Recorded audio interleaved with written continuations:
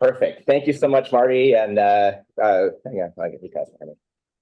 My computer is saying I'm muted. That's okay. So thanks, Marty, and great to see everyone online. I know we're running a little bit late, and I had some computer. Great intro to what Norm is working on, and so I'm going to introduce everyone quickly. But Norm has got to jump off shortly, so we'll kind of dive in with what he's working on, and I'll kind of wrap up with a bit more about me, but just really quickly. Recently CEO of Bioscience LA, ecosystem catalyst to help grow LA's life sciences ecosystem and connect it to the rest of the country, rest of the world.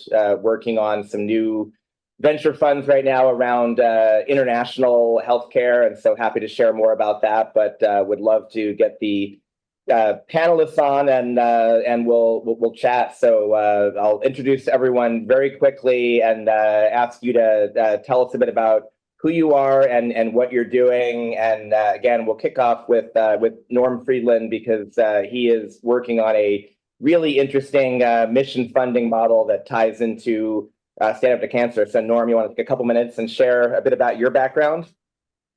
Sure, David. Thank you very much. Marty, thank you again for having us and hosting us and letting us kind of share the message that Julian basically introduced, which is we need to find ways of funding in a sustainable way the science that's been created over the last 5 or 10 years that sounded like science fiction when they were thinking about it. So my background is pretty prosaic compared to pretty much everybody else. I'm a corporate finance venture capital lawyer that is now working in the capital space, which we can talk about in a few minutes. So I was at a panel a couple of weeks ago, and a very smart person said that in any presentation, people only can remember 4 things. I only remember the one thing he said, which was people can only remember 4 things. But hopefully this audience will kind of listen to the 4 things that I want to share.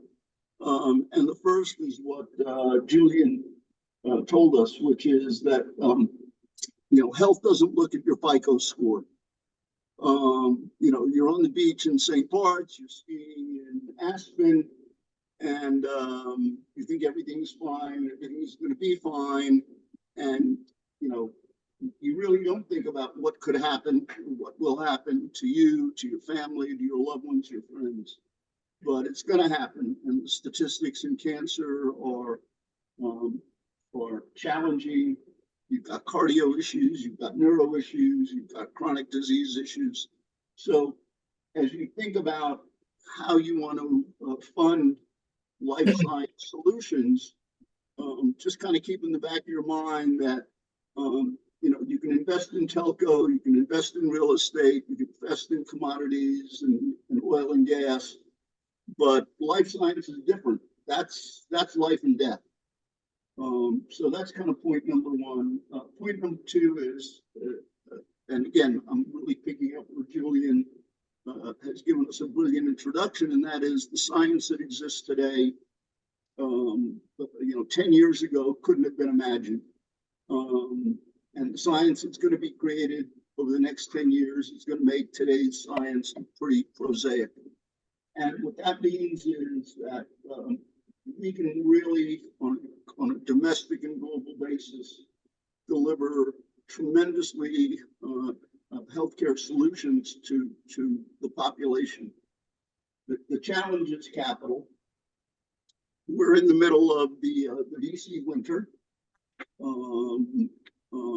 Unless you have some kind of an AI story, or unless you're trying to peddle a drug that's going to sell a couple of $1 billion and give a patient 3 more months of life expectancy at a cost of a couple $100,000.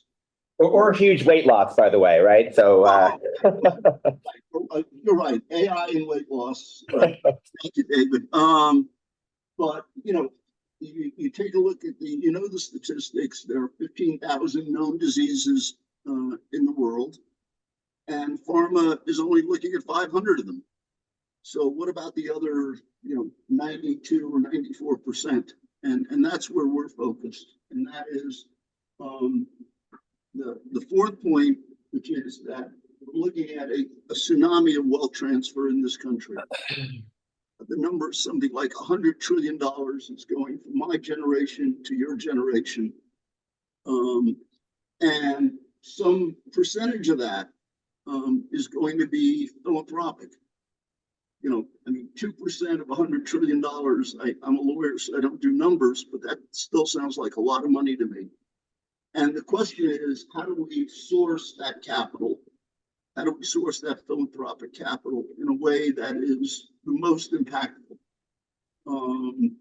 And it doesn't, I mean, we're focusing on healthcare, but it could be in the environment, it could be energy, it could be social justice, it could be education.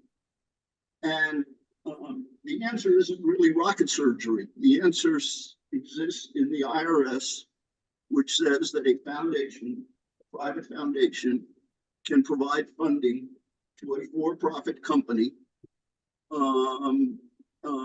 in full compliance with IRS and fiduciary regulations.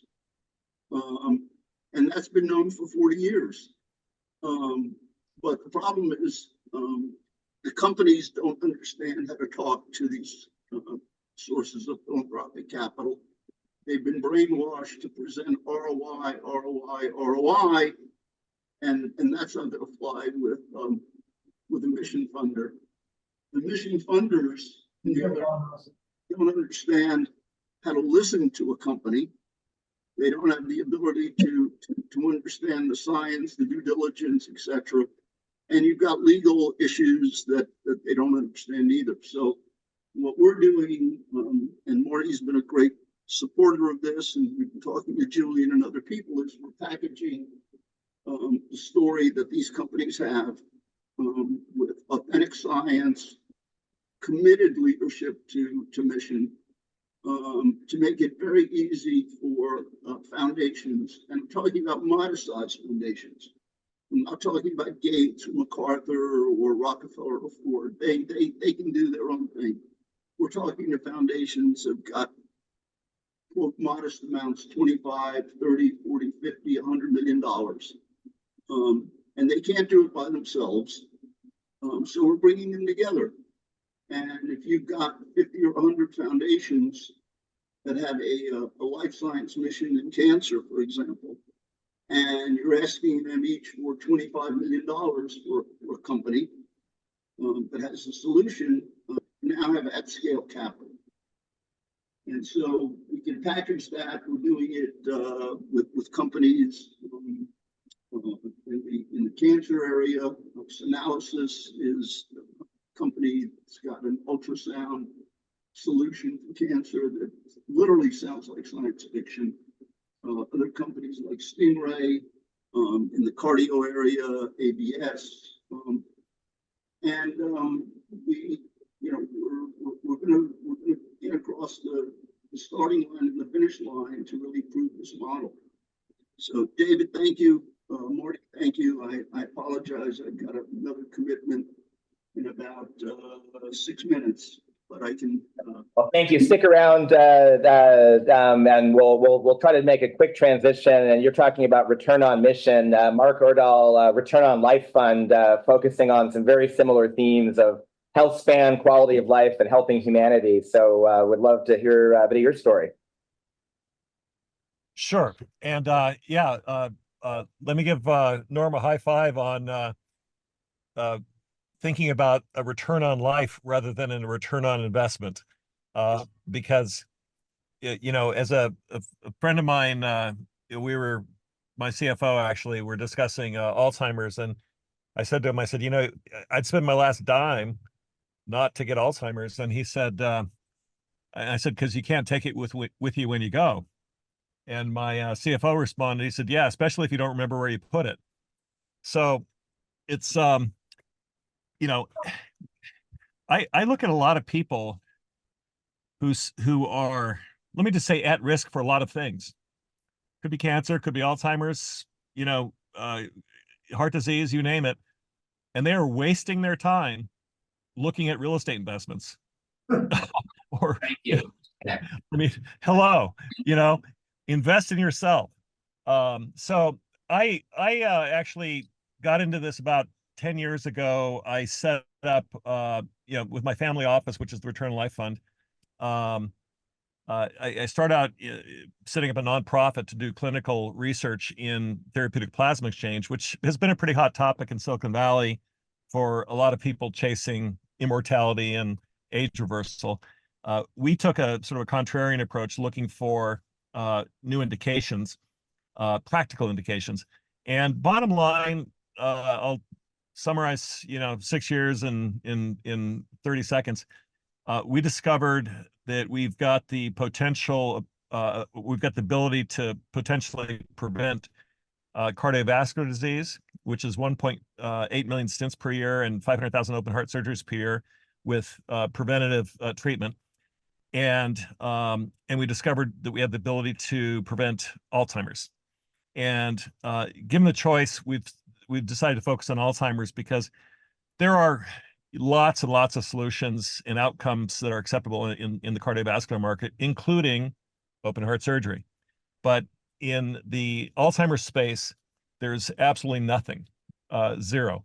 Ironically enough, to a point made in the presentation earlier, there's been a lot of advancements in early detection of Alzheimer's, and specifically early detection of amyloid beta, which is the plaque that builds up in the brain that causes Alzheimer's. But in spite of that, it's all being used by researchers. Now, ironically enough, there's a company in Spain that, over about 14 years, Grifols, it's a, $10 billion, NASDAQ company. They spent about $150 million studying plasma exchange for moderate stage Alzheimer's and reported a 61% success rate, which is extraordinary. But in the pharma world, that's a drop in the bucket.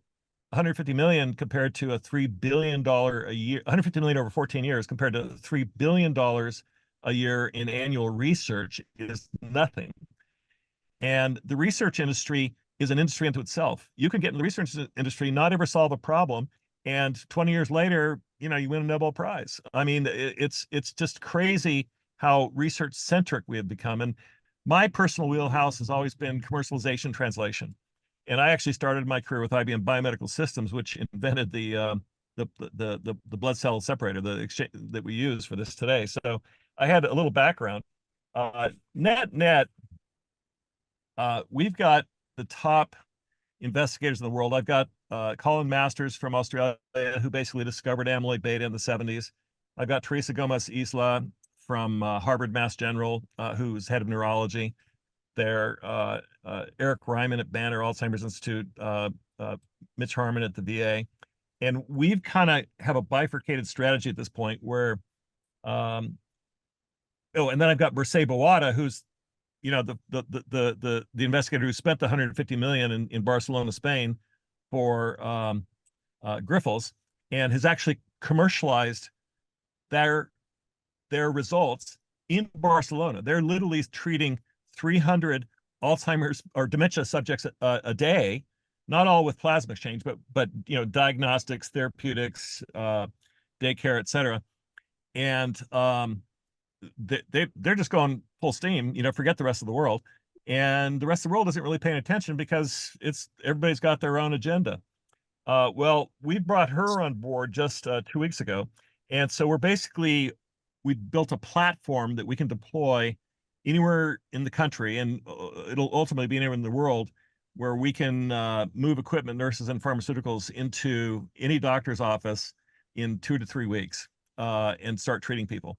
And at the same time, we've got an expanded study effort to look at genomic factors, future therapeutics, et cetera, at the Veterans Administration in Phoenix, which is got about 136,000 vets. There's about 9 million vets in the U.S. It's the largest single healthcare system in the world, and they're their own payer. So, if the study works out, which I'm pretty confident it will, we land the largest customer on earth, which is the VA.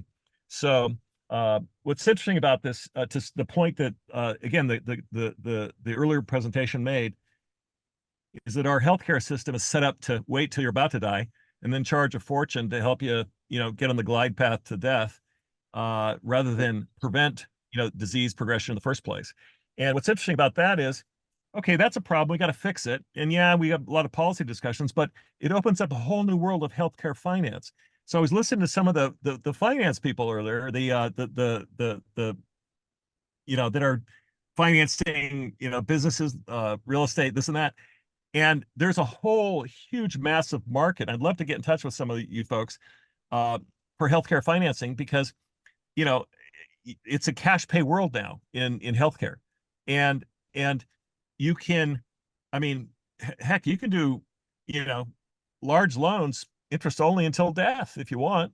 I mean, there's a way to sort of skin this cat in a different sort of format and give people, a new lease on life and be able to use the wealth that they've accumulated. Otherwise they're gone and it's gone, so there's a tremendous opportunity in healthcare financing going forward that we ought to collectively look at because it's a kind of a way we could structurally financially engineer a solution, a tactical solution to a problem that'll probably take 5 or 10 years to fix at a kind of a policy governmental level. And I guess that's kind of a quick, there you got it in hopefully 2 minutes. I don't know if those 3 minutes, but did my best. Perfect. No, thank you, Mark. Great intro. And I'd love to tie some of this stuff back. So last but not least, Doug Sylvester, who has a relatively new venture fund, but Doug, you actually may be unique among this group because you've got hard hats back there because you've built things in the academic world, and would love to hear a little bit about what you did there and how that evolved into the venture world. Yeah, sure. Thanks. Thanks again, Marty, for having me back. Thanks, Dave, for hosting this. Sorry I couldn't be there in person. It's actually graduation day here at ASU.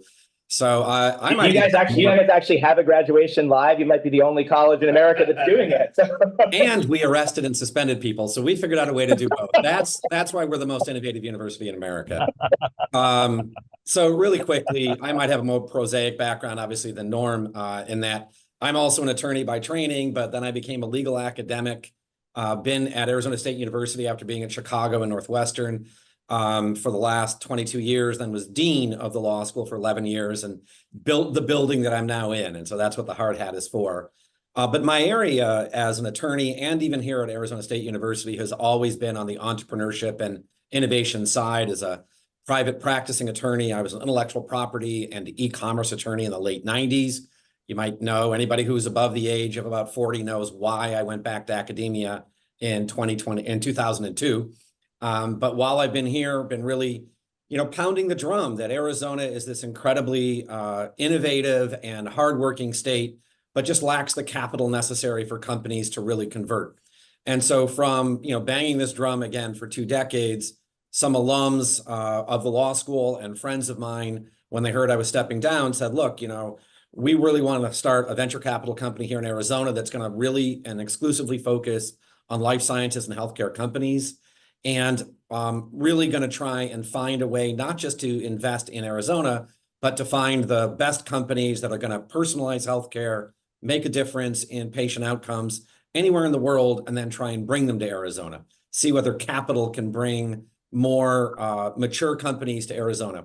And yeah, you're right. We're pretty new here, Dave. We just finished our first year after our first close. We've been operating for about 2 now, and we've made our 11th investment. 7 of those are not from Arizona, but now we have 7 that are in Arizona. We've managed to bring a number of companies that were from Massachusetts, Florida, California, looking for places that have a great regulatory environment and a very supportive ecosystem, moving them here to Arizona. So really proud of the Arizona piece. We're a global venture capital company. Unlike Mark and Norm, I think maybe my academic life has made me a little too bloodthirsty for capitalism.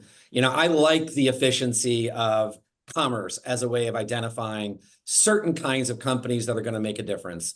So we are, of course, looking for return on capital for all of our investors. Lawyers ruin everything, Mark, and even again, to the prior panel, if a family office invests somebody else's money and doesn't care about return, they're going to hear from somebody's lawyer. So I love what Norm is doing, and I love what you're doing, Mark. And I know, Julian, I've taken a look at your work. There are obviously ways to make it a very clear path that this is a philanthropic investment rather than a capital investment. But from our perspective, we're looking for those kinds of companies. It's been a fire hose of really interesting information, of amazing companies and amazing technologies. So happy to talk about that, all of you there, and happy to be on this panel. Thanks again, Dave. Awesome, thanks. So I think Norm did drop off, but so we've got the two of you, and I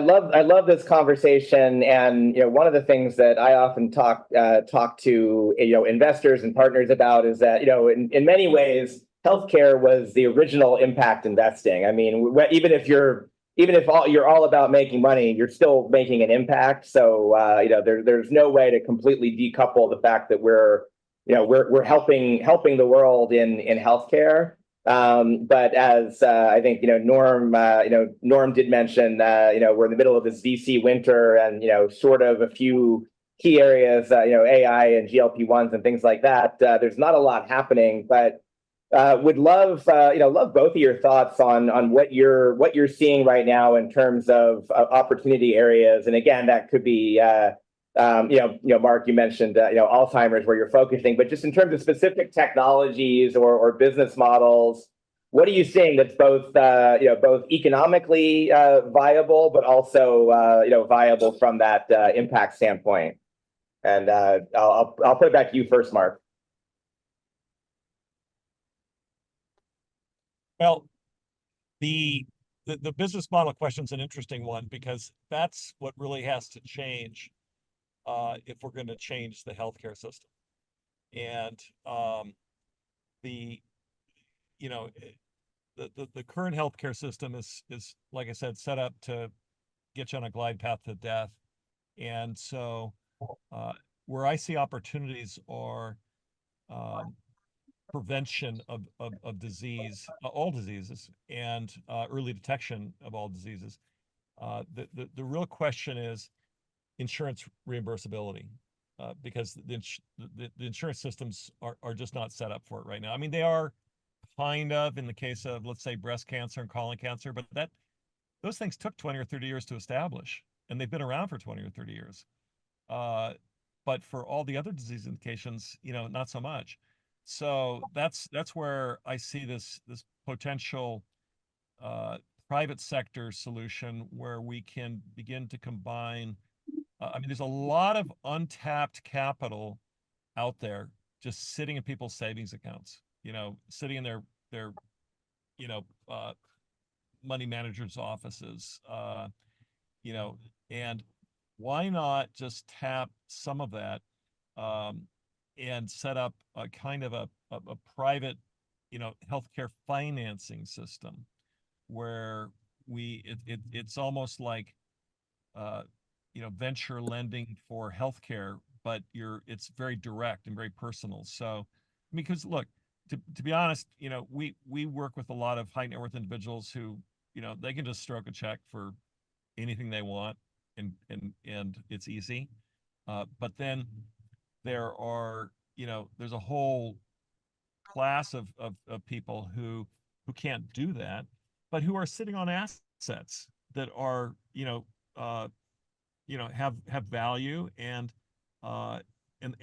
there can be ways to structure financing around that to create kind of a healthcare financing system that can work for the time being, and generate good returns, and help people live longer and use their capital and their wealth. So that's kind of where we're headed. And I've started to kind of just do this out of our family office, but we can only scale up so much because there might be a few 100 million people that are in need.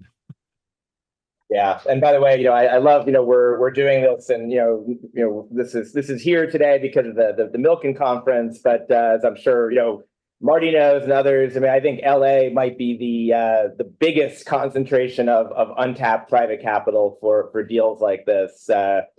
Typically, people will either invest in real estate. Someone made a comment about that earlier, but real estate is always a good way in California to make steady dollars, and then they either invest in real estate or entertainment. So you can always make money in real estate you can hardly ever make money in entertainment.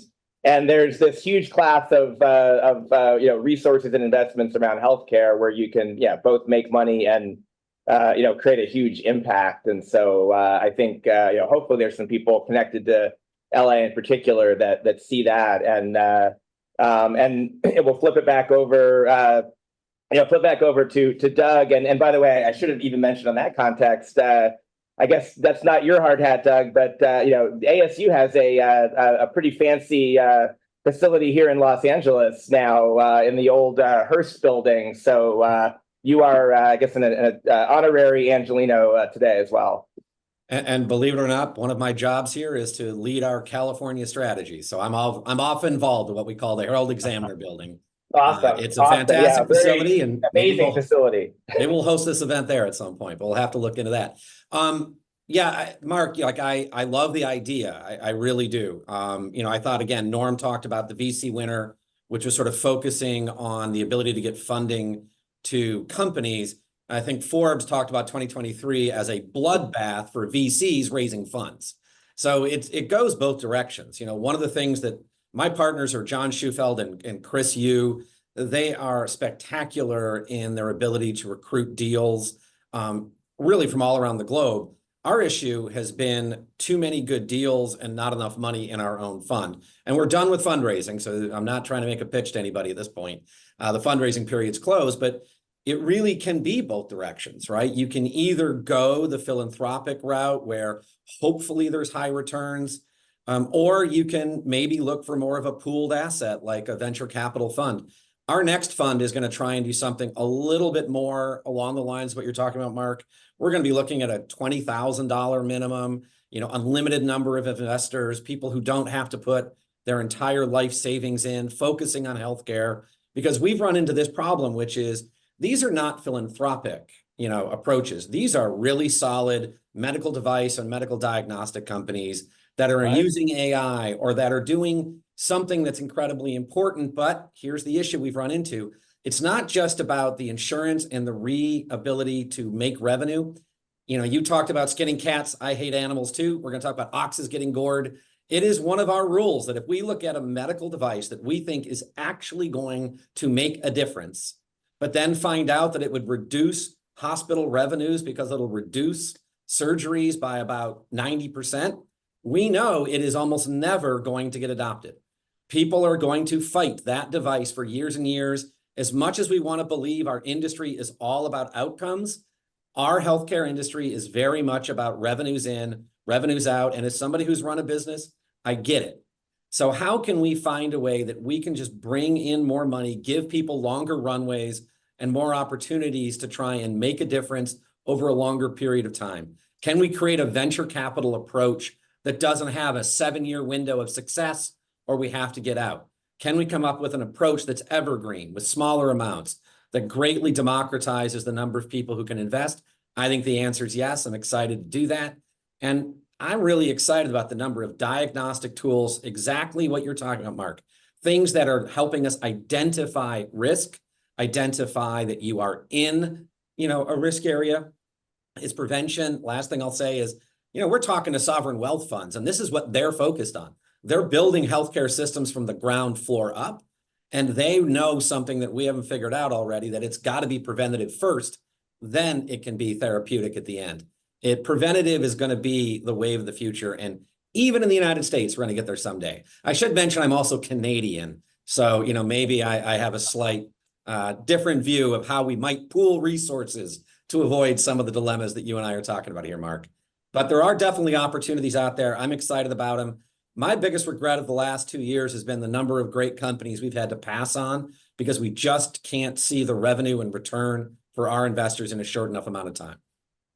Yeah, well, that point when you kind of a restatement of talking about interesting technologies that if they're going to put someone out of business in the healthcare system, it's really tough to get through. Marty, you've got to. Can Doug talk about his time frame to products to market, et cetera? Yeah, so we've adopted a slightly different approach, and maybe that's restricted our ability. Part of our fundraise was promising a return quickly for as many of our investors as possible. So we were really looking for companies that were already FDA approved, ready to go to market, already have revenue, already have customers, so well beyond ideation, with the idea that they were not all that eager for IPOs, to be perfectly honest, but acquired most likely by strategics within a 3 to 5 year period. But even as we've made a number of those investments and feel great about them, we started to look at some longer time frames. And for so many of these companies, even if they're post FDA, even if they're in the market, it's a 5 to 8 year window for them to even get insurance companies to accept that this is going to be a reinsured and reimbursable new device or new diagnostic. It has to supplant, prior art in the area. And it's an 8 to 12 year window for a lot of these companies. And we think they're great. They're going to save lives. They're going to save money, but there's no room in a traditional venture fund to really do that. Again, we're all talking because Norm's not here, but I really appreciate what Norm does, right? The spectacular work he's doing to find how philanthropic foundations can truly invest in companies that are for profit and do it in line with their, IRS rules is a really interesting breakthrough. And I hope way more foundations look into that, because that is, to your point, Mark, that's the kind of way that we could really unleash capital, where it's not about a quick return. They may not have any return except on life and impact. And that would be a really wonderful thing to create a secondary market for that.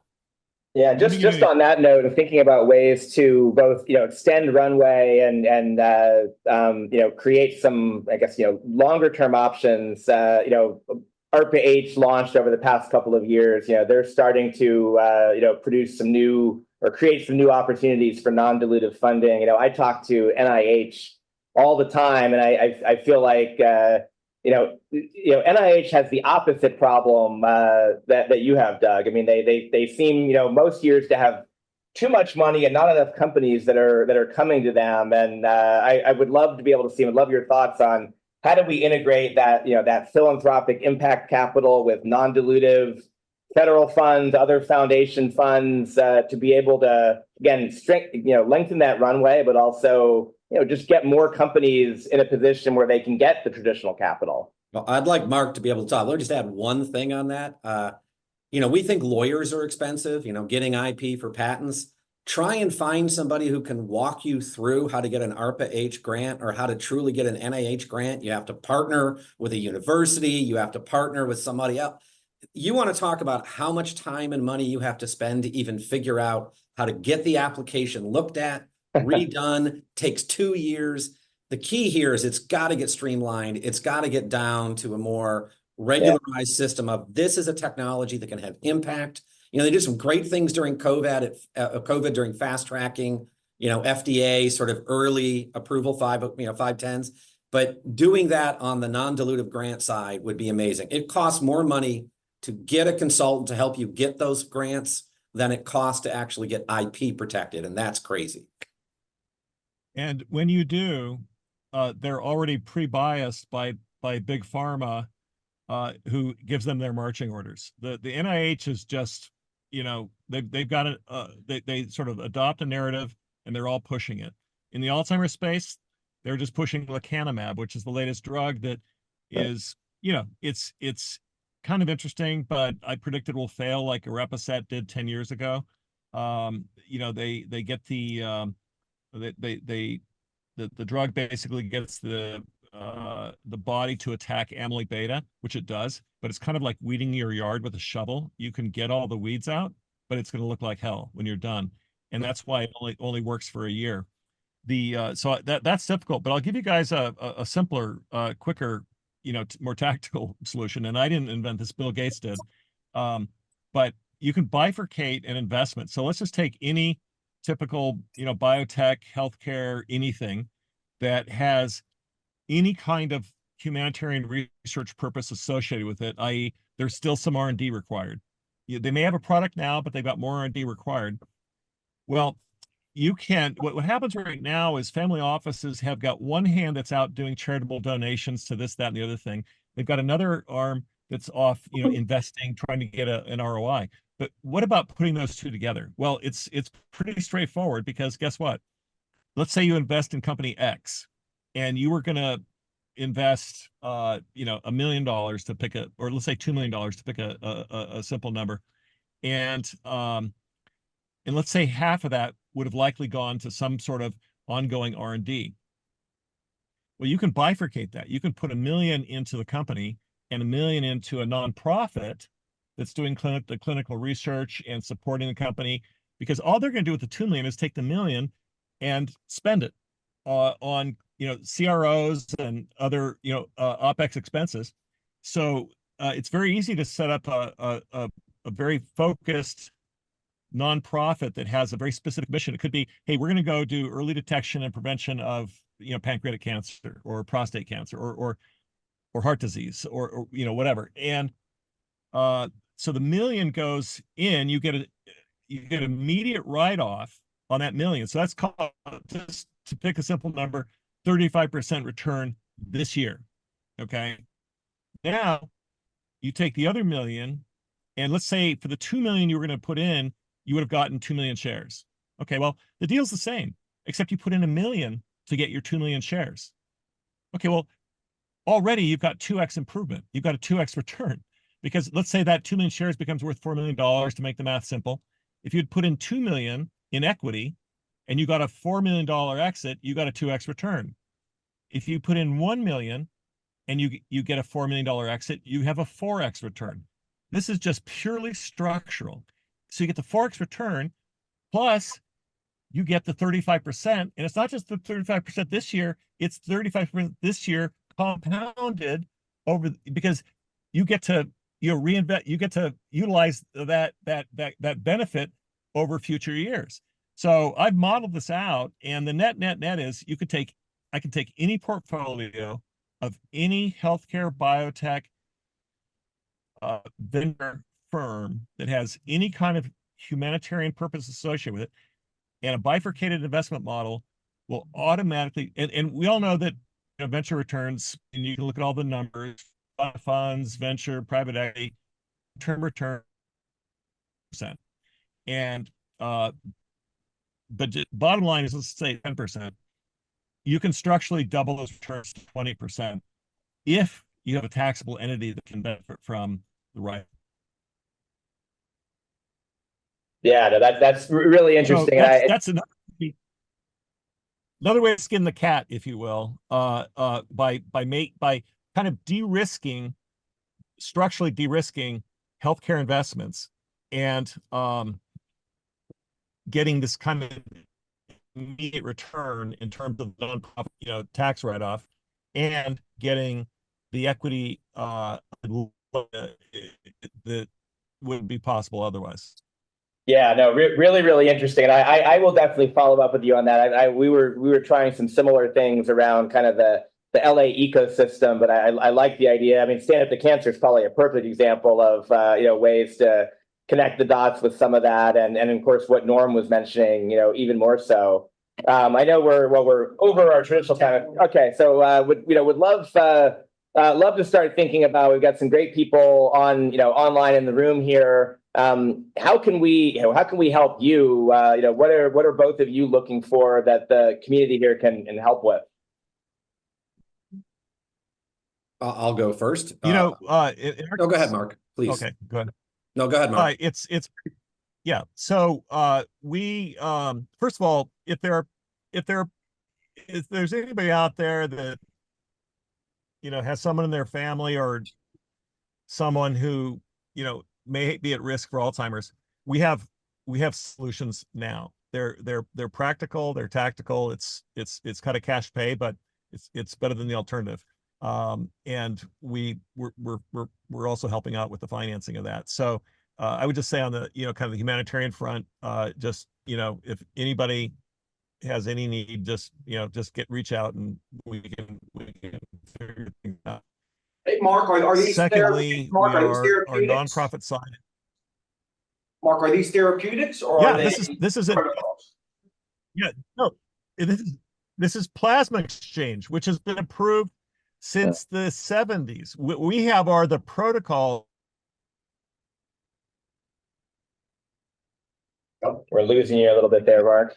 We've lost him. Where are you, Mark? Yep, he's coming back. There. Mark, you're clearing on and off. Yeah. What I was saying is what we have are the protocols, the neuro protocols that we got from Grifols in Spain. And I've got the investigator who's treating people today in Spain. Like you could walk into a clinic in Barcelona right now and get a diagnosis and be set up for a treatment. And all we're doing is literally translating from Spanish to English. And we have turns out we've got nearly the same protocols because we evolved the Grifols protocols from 2018 to get more efficacy. And they did the same thing we did, ironically enough, because they realized what they did wasn't the most optimal. And so, no, so we can treat people today. Okay. Bottom line, we've got a therapeutic. It's kind of like dialysis for the brain, except it's not as common as frequent as dialysis. Dialysis is like 3 times a week. It's a nightmare. This is going to be, it's 6 times in 6 weeks. And then, like a monthly treatment every month for 12 months. That's kind of a baseline protocol. So no, that's available now. Okay. Is that in the United States or in Spain? Anywhere in the United States. In Texas? No, anywhere in the United States. Anywhere, okay. If you've got a doctor, if you're in LA, let's say you're living in Pacific Palisades where I used to live, you've got a doctor down the street. We'll bring nurses and equipment and pharmaceuticals to your doctor's office.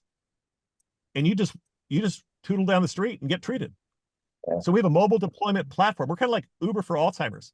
And so, but we turnkey the whole thing for everybody to make it simple and easy to because doctors, honestly, there's hundreds of thousands of them, but none of them know anything about, plasma exchange.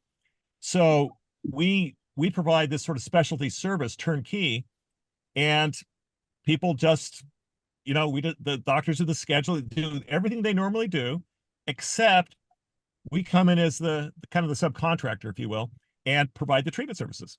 And it's not covered by insurance? No way. Yeah, that's the issue. Is that a not yet? You guys are working on that, obviously. But. Yeah, there's a lot of people, quote, working on it, but right now the bottom line is, to be really blunt, we just sell to high net worth zip codes. I mean, it's that simple. And Alzheimer's doesn't have a zip code. It's like, you can be in Watts, you can be in, Beverly Hills, and either one, you're at risk. So for us, it's kind of like, okay, there's people who can buy the iPhone 15, and there's people who are buying used, iPhone, 8s, and so there's going to be a Moore's law of medicine here. And but the thing is, what we provide is sort of immediate accessible treatments that are available. And we're starting a very large study at the VA in Phoenix, who, by the way, the VA has the largest genomic database in the world. Nobody knows this, but it's 1 million veterans, their entire life, medical history plus their genomics. It's that itself is gold. And so we're starting a study there, and we're raising money on the nonprofit side for that study. Okay. And I've got, like as I said earlier, I've got the top investigators in the world. So, and if people want to combine, and I'm creating a little offering for people who want to invest as well, where you can invest and donate. And if you invest and donate, we'll give you the same amount of shares as if you invested. we're gonna match the shares. So we turnkey that part for you as well to make it simple. So those are, you can help a loved one, you can make an investment, you can make a donation, or you can make a combo investment and donation. And all these protocols are trade secrets? Yeah, that's pretty much it. And we've got some stuff in our hip pocket. I mean, I used to run a company called Applied Science Fiction, so I've got like this little, pool of geniuses that I tap, to do crazy things. And I think there's going to be some future optimizations. Let me just say that. But, let's not stand on, pride here. I mean, let's just get out and treat somebody with a solution that works, because the key is the platform. I mean, Uber didn't really have, they didn't really invent taxi driving, but they came up with a pretty clever platform, and they got, copied and emulated, but did very well. And so we think our medical platform works not only for this treatment therapy, but for a lot of other treatment therapies as well. So there's other things in the pipeline that could be added to the platform, let's say, that are complementary, what we call concomitant therapies, that could help bring and accelerate the delivery of new medical treatments to local clinics. Mark, I might be wrong, but Alzheimer's is kind of an umbrella diagnosis. I think actual Alzheimer's is about 5% of actual diagnosed. Is that right? Or is it small? No. Dementia is the umbrella diagnosis, and Alzheimer's is about 60% of dementia diagnoses. It's about 55 million people. It's the largest disease in the world that has I'm going to exclude the current approved therapeutics because they haven't really proven out. But that doesn't really have a solution. And the current therapeutics, lecanemab, you get to do it for a year and then that's it, because the collateral damage is so high that they got to stop the treatment. So you basically buy yourself a year to say goodbye to your loved ones, write your will, have your family around you and all that stuff, and have some level of cognition. But it's got huge side effects. Where plasma exchange, you can do it your whole life. There's autoimmune patients who do it their whole lives, so it's got a super high safety profile, which is why we like it. And we're looking at potentially therapeutics that could have also high safety profiles that could optimize that. This doesn't address Parkinson's at all. I'll be honest, we have treated 2 patients with Parkinson's and we've gotten positive results, but that's not it. They're just 2 case studies. But for people who want to do it, we're open to that branch of study and exploration and treatment. I think it's neurodegenerative diseases, right? I like that's the umbrella category. I'll be honest, ALS is impossible. I hate to say it, but it's, but Parkinson's, it's similar to myasthenia gravis and multiple sclerosis in that it's which were the original indications for therapeutic plasma exchange, by the way. The original indications for TPE were neurological disorders. And those disorders bear certain resemblances to Parkinson's. And so, and I know Grifols in Spain has begun some preclinical exploratory work there as well, also for kidney disease, by the way.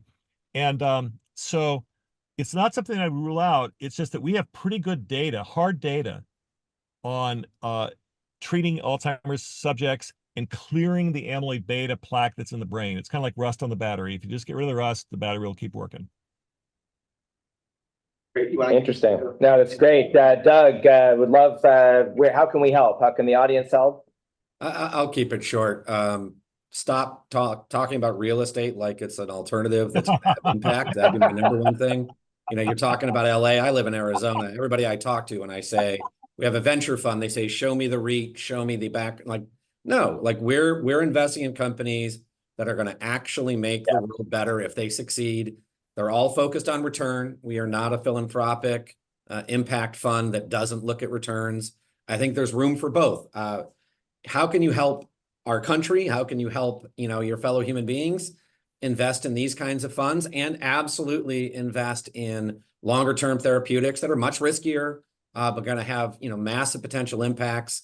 And I applaud again what Mark and others are doing and Norm, creating these new vehicles that allow us to look at therapeutics and health outcomes in a much longer window, and with a much higher risk profile, but a much larger aspect of impact. So I think that's how you could help all of us.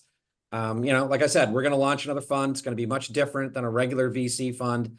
And we're trying to get at exactly what everybody else is talking about. How can we get more people involved, try and de-risk it, have a longer term outcome, have a much longer trajectory for looking at therapeutics and diagnostics going to have impact, and see if we can really try and transform at least our little piece of our healthcare system. And Doug, I have a couple of questions for you and your approach. You had mentioned the regulatory issue with insurance. What % of what you're investing in right now already have insurance codes? And how easy is it to migrate the products you're investing in over to those insurance codes? versus the percent that don't have insurance codes and creating a new code? Yeah, so I mean, it's a ridiculously obtuse regulatory issue with venture capital, but it's probably the most real thing that there is, right? I think we probably spend half of every one of our pitches just talking about, reimbursement codes and the 4 or 5 that somehow you're going to fit within. The issue is consistently everybody has them, right? There's so many insurance reimbursement codes that captures, other than some of our really early stage. So one of our companies is a CRISPR sort of tool set. They're just sort of providing AI opportunities and sort of chip bases to help CRISPR companies get to their solutions faster. But everybody else has reimbursement codes. The issue consistently is, will the insurance company agree when you actually get that into the hospital that this is the right insurance code? It's always a risk, no matter how obviously you think it's going to fit, until you are adopted and actually submit for reimbursement. You don't know if the insurance company is going to agree that that code plus that code plus that code is going to get there. And my partner, John Schufeld, will tell you, because he started so many companies, that even if you fit into those codes and you get reimbursed, after a year or two, they basically do this above the table review where they go, wait a minute, I'm not sure any of this actually fits. And they can force you to repay every one of the reimbursements that you had for a period of years. So it's a very risky thing, and it's very complicated to get these insurance companies to even agree. I represent another company on the side, just as an attorney and as a co-founder, and we have talked to insurance company after insurance company, and we clearly fit into a whole series of codes, but their answer is consistently, well, you have to be at risk. You've got to build a company, get it adopted at every one of these hospitals, at every single one of these drug delivery services. So you have to go through that process, promise them that they'll be reimbursed, go through that process, and then we'll let you know if we actually agree. You can't really get it done ahead of time. And even if you do, they can change their mind a year or two later. It's an incredibly Byzantine area of the world. That was not my area of expertise walking in. And very sadly, I think I now might be an expert in that area. Is it safe? Mark, just one other question. Is it safe to say that John Schufeld is one of the most successful healthcare investors in Arizona? He's definitely one of the most successful healthcare entrepreneurs. Basically invented urgent care centers. He's run a massive company on tribal health that's helping out Indian reservations all across the country. He created a company called MeMD, that's the digital platform for Walmart, if Walmart ever decides to do digital health. So he's got this incredible set of entrepreneurship, and he's been investing for about a decade in a whole series of different companies. So he's done it all. He's just, the only problem with John, he's very hard to work with. That's really, and I hope he hears that I said this online. Mark? I was just gonna add, that's another reason we're very excited about the study at the VA, because the VA is its own payer. Yeah, self-payers we are get the key. They're the key. And so we get the data, we also get their economic data, and we show them with their own data how we can save them $250,000 a year per at-risk Alzheimer's patients, which that's probably about 1 million people in the VA population of 9 million. And we just walk across the street from the research arm to the payer arm and make the case, and we're done. And if we get the VA, we go to DC and walk and start talking to Medicare, right? Because if you've got the VA, Medicare is going to roll over. So yeah, the self-payer is the key to this whole thing. I think my last obnoxious, that's a lie. It's not my last obnoxious comment. So I'll make one more obnoxious comment on that, because again, it's something I've really learned. And it's, I look at pitch after pitch and people say, look, here is the impact that we're going to have. We're going to save $2 billion in downstream care by preventing this particular disease from increasing. And unfortunately, the people who pay for it don't see the benefit of that $2 billion savings. They just see lost revenue for the next 2 decades. The only people who see it are self-payers. And I say that as a Canadian, once again, it does have some effect on being able to look at long stream health outcomes rather than short-term revenue streams. And that's a problem in our system. We're not going to fix it. We're not going to invest in companies that can't somehow do both of those things, but it's definitely a problem that we have. And it's been a bit of a depressing aspect of my experience so far. Hey, Mark, is this something that Department of Defense wouldn't get involved with? Like, DOD, they seem to have all kinds of pockets to pay for VA and other people like that, right? Let me say this. The VA has the world's largest genomic database. The VA data combined with what we expect we'll get from our data based on our previous data is gold. We get that, and we can go to Medicare, we can go to the DOD, we can go anywhere we want. But the key is to sort of unlock that larger, and we can get historical data, right? Historical controls are what we call them. And so, yeah, the answer is yes, Marty, but not to spread our resources so thin, but to just, if we get the VA, DOD's, yeah, they're down the street. I mean, it's easy. Perfect. Awesome. Well, thank you, Doug, Mark. Thank you so much. Norm out there, we thank you. And Marty, this is great. Thank you. Yeah, great job, guys. Thanks so much. You guys. Thanks for having us.